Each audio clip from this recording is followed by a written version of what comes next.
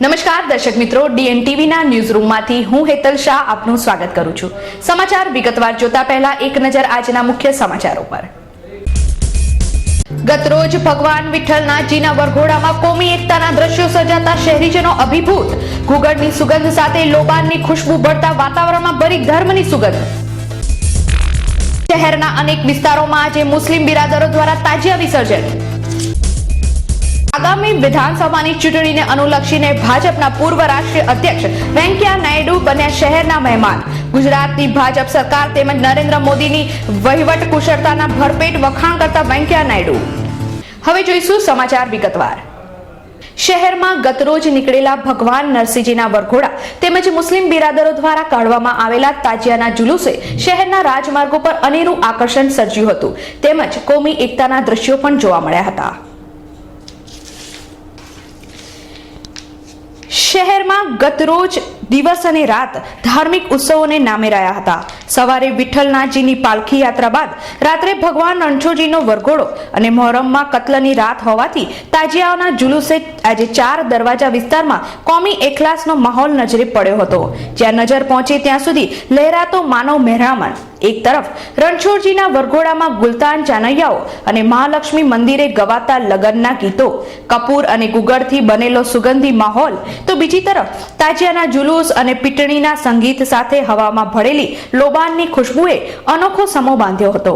હિન્દુ મુસ્લિમ વડીલોના જણાવ્યા અનુસાર રણછોડજીના વરઘોડાની સાથે જ તાજિયાના જુલુસ નીકળ્યા હોય અને બંને કોમ બેફિકર બની કોમી એખલાસના માહોલમાં ઉત્સવોની મજા માણી રહી હોય તેવું આ પ્રથમ વખત બન્યું હતું।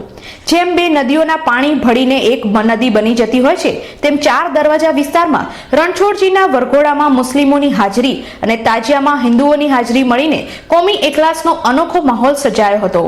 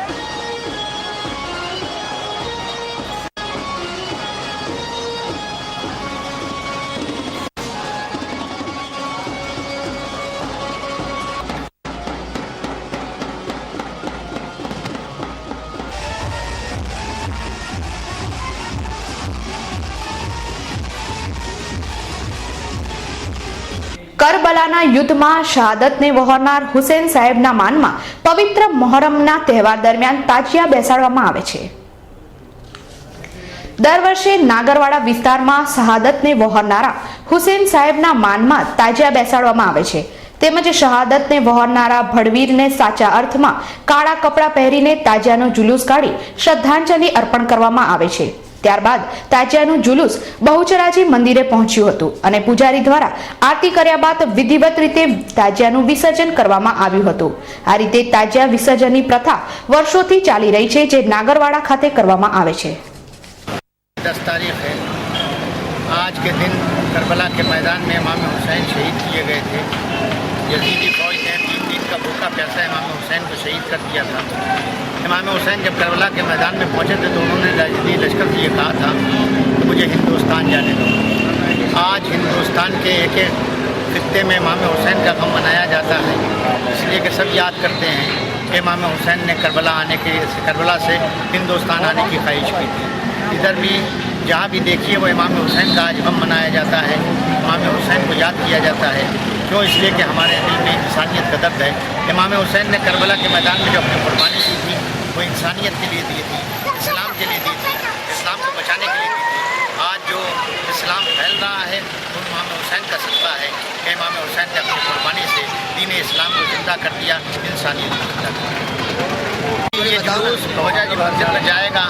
आप जानते हैं ये मंदिर पर जाकर वहाँ इमाम हुसैन के चाहने वाले लेकर ताज़िया जाते हैं, वहाँ से पंडित जी निकलते हैं, वो ताज़िया का इस्तेमाल करते हैं। ये हिंदू मुस्लिम भाईचारे की एक बहुत बड़ी अलामत है कि जो हिंदू और मुसलमान एक साथ रहते हैं, ये बताया जाता है। यहाँ मजहब में इख्तिलाफ नहीं है, इसलिए हिंदुस्तान को हमेशा पाक और साफ रखना चाहिए। ગુજરાતમાં યોજાનારી આગામી વિધાનસભાની ચૂંટણીને અનુલક્ષીને આજે ભાજપાના પૂર્વ રાષ્ટ્રીય અધ્યક્ષ વેંકૈયા નાયડુ વડોદરા એરપોર્ટ ખાતે પધાર્યા હતા। ત્યારબાદ તેઓ ભરૂચ ખાતે જાહેર સભા સંબોધવા નીકળી ગયા હતા। ગુજરાતમાં ડિસેમ્બર માસમાં યોજાનારી ચૂંટણીને અનુલક્ષીને ભાજપના પૂર્વ રાષ્ટ્રીય અધ્યક્ષ વેંકૈયા નાયડુ વડોદરા એરપોર્ટ ખાતે આવી પહોંચ્યા હતા, જ્યાં તેમણે પત્રકારો સાથે વાતચીત દરમિયાન નરેન્દ્ર મોદીની વહીવટ કુશળતાના ભરપેટ વખાણ કર્યા હતા। ભાજપ પ્રમુખ નીતિન ગડકરી સામે થયેલા આક્ષેપો વિશે પૂછતા તેમણે કોંગ્રેસ પર આક્ષેપો કરી વાતને ટાળી દીધી હતી। અત્રે ઉલ્લેખનીય છે કે નીતિન ગડકરી સામે હાલમાં ભારતીય જનતા પાર્ટીના રામ જેઠમલાણી, યશવંત સિન્હા તથા શત્રુઘ્ન સિન્હા જેવી રાજકીય અગ્રણીઓમાં પણ વિરોધ જોવા મળી રહ્યો છે। ભાજપમાં વ્યક્તિ કરતા પક્ષનો મહત્વ ગણાય છે, ત્યારે નીતિન ગડકરી મામલે વ્યક્તિને મહત્વ અપાતું હોવાની ભાજપમાં આંતરિક વિખવાદ થાય તો નવાઈ નહીં। વડોદરા જિલ્લાના પાદરા ગામે કૃષ્ણ કોમ્પ્લેક્સમાં આવેલી ઇલેક્ટ્રોનિક્સની દુકાનમાં થયેલી 3,90,000ની ચોરીનો આરોપી એલસીબી પોલીસે ઝડપી પાડી કાયદેસરની કાર્યવાહી હાથ ધરી છે। પાદરા સ્થિત કૃષ્ણ કોમ્પ્લેક્સમાં આવેલી તુર્જા હોમ એમ્પ્લાયન્સ નામની દુકાનના શોરૂમમાંથી ગત 15મીની રાત્રિએ અજાણ્યા તસ્કરોએ રૂપિયા 3,90,000ની કિંમતના 17 નંગ એલસીડી એલઈડી ટીવીની ચોરી કરી પલાયન થઈ ગયા હતા। વડોદરા જિલ્લા એલસીબી પોલીસે આ ગુનામાં તસ્કરોને ઝડપી પાડવા બાતમીદારોનો સંપર્ક કરી ચોરીના ગુનામાં સંડોવાયેલા આરોપીઓની પૂછપરછનો પ્રારંભ કર્યો હતો, જે પૈકી રામપ્રકાશ બિંદ તથા દિનેશ ઉર્ફે છોટુ રામખિલાડી યાદવને રાઉન્ડ અપ કરી કડક પૂછપરછ કરતા તેમણે ગુનાની કબૂલાત કરી લીધી હતી। તેમની પૂછપરછને આધારે ચોરીમાં સંડોવાયેલા અન્ય 5 સાગરીતો સહિત પોલીસે કુલ 7 આરોપીઓની અટકાયત કરી આરોપીઓના રિમાન્ડ મેળવવાની તજવીજ હાથ ધરી છે। પવિત્ર મોહરમ માસમાં શહેરના મુસ્લિમ યુવક મંડળો દ્વારા તાજિયા બેસાડવામાં આવે છે। ફતેપુરા ખાતે તાજિયા બેસાડવામાં આવ્યા છે, ત્યાં ડ્રેનેજની લાઈન ઉભરાતા સ્થાનિકોમાં તંત્ર સામે રોષ જોવા મળી રહ્યો છે। મહાનગર સેવાસરના નિષ્ક્રિય અધિકારીઓના પાપે શહેરમાં ગંદકીનું સામ્રાજ્ય ફેલાયું છે।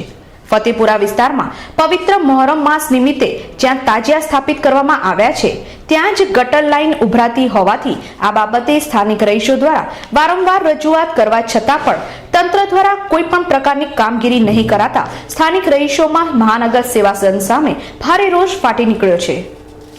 કમાટીબાગમાં લેઝર ફાઉન્ટેન લગાવવાનો મુદ્દો દિન પ્રતિદિન વકરી રહ્યો છે, ત્યારે આજે એમએસ યુનિવર્સિટીના ચાન્સેલર મૃણાલિની દેવી પુવારે કમાટીબાગની મુલાકાત લીધી હતી, જ્યાં તેમણે લેઝર ફાઉન્ટેન લગાવવાથી કમાટીબાગની સુંદરતા બગડી જવાની ભીતિ પણ સેવી હતી।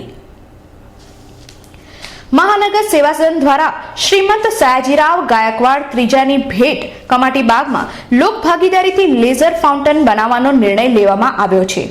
કમાટીબાગને ધંધાદારી પ્રવૃત્તિ બનાવવાના કારસા સામે જ્યાં સાંજે સવાર વોક માટે આવતા નાગરિકોમાં રોષ ફાટી નીકળ્યો હતો। આ રોષને પગલે કામચલાઉ ધોરણે ત્યાં લેઝર ફાઉન્ટેનની કામગીરીમાં બ્રેક વાગી ગઈ છે। શહેર કોંગ્રેસમાં એનસીપી વિરોધી લાવારસ હજી સમ્યો નથી। એનસીપી સાથેના ગઠબંધનમાં હાથમાંથી સરકી ગયેલી બેઠકને લઈને કોંગ્રેસના આગેવાનોમાં રોષ ફાટી નીકળ્યો છે। આજે અકોટા વિધાનસભા બેઠકના પ્રમુખ છાયાબેન શુંભે તથા કોંગ્રેસ પ્રવક્તા પ્રકેશ તેવારે કોંગ્રેસ પ્રદેશ પ્રમુખ અર્જુન મોઢવાડિયાને મળી બેઠક કોંગ્રેસને મળે તેવી રજૂઆતો કરી હતી। આગામી વિધાનસભાની ચૂંટણીમાં કોંગ્રેસ અને એનસીપી વચ્ચેના ગઠબંધનમાં અકોટા બેઠક એનસીપીને ફાળવવાના નિર્ણય સામે શહેર કોંગ્રેસ આગેવાનોમાં રોષ ફાટી નીકળ્યો છે। અકોટા બેઠક ભાજપને ભેટ ધરી દીધી હોવાનો આક્ષેપ કોંગી આગેવાનોએ કર્યો હતો। આજે કોંગ્રેસ પ્રવક્તા પ્રગેશ તેવર, છાયાબેન શુંભે સહિત 20 જેટલા કોંગી આગેવાનો કોંગ્રેસ પ્રદેશ પ્રમુખ અર્જુન મોઢવાડિયાને મળી અકોટા બેઠક એનસીપીને ફાળવવા સામે વિરોધ નોંધાવ્યો હતો। તેમણે જણાવ્યું હતું કે એનસીપી દ્વારા ઉભો કરાયેલો ઉમેદવારે ગત કોર્પોરેશનની ચૂંટણીમાં પોતાની ડિપોઝિટ પણ ગુમાવી હતી. આ ઉમેદવારને અકોટા બેઠક ફાળવવાથી ભાજપને આ બેઠક ભેટ ધરી દીધી હોય તેમ જણાવ્યું હતું. આ મુદ્દે અર્જુન મોઢવાડિયાએ દિલ્હી સુધી રજૂઆત કરવાની બાંહેધરી પણ આપી હતી. ગત રોજ ભગવાન વિઠ્ઠલનાથજીના વરઘોડામાં કોમી એકતાના દ્રશ્યો સર્જાતા શહેરીજનો અભિભૂત. ઘૂઘડની સુગંધ સાથે લોબાનની ખુશ્બુ ભળતા વાતાવરણમાં ભરી ધર્મની સુગંધ. શહેરના અનેક વિસ્તારોમાં આજે મુસ્લિમ બિરાદરો દ્વારા તાજિયા વિસર્જન. આગામી વિધાનસભાની ચૂંટણીને અનુલક્ષીને ભાજપના પૂર્વ રાષ્ટ્રીય અધ્યક્ષ વેંકૈયા નાયડુ બન્યા શહેરના મહેમાન. ગુજરાતની ભાજપ સરકાર તેમજ નરેન્દ્ર મોદીની વહીવટ કુશળતાના ભરપેટ વખાણ કરતા વેંકૈયા નાયડુ. દર્શક મિત્રો, ડીએનટીવીના ન્યૂઝ રૂમમાંથી આજે બસ આટલું જ. આવતીકાલે નવા સમાચારો સાથે ફરીથી મુલાકાત થશે. ત્યાં સુધી ડીએનટીવી પરિવારની સમગ્ર ટીમને રજા આપશો. નમસ્કાર.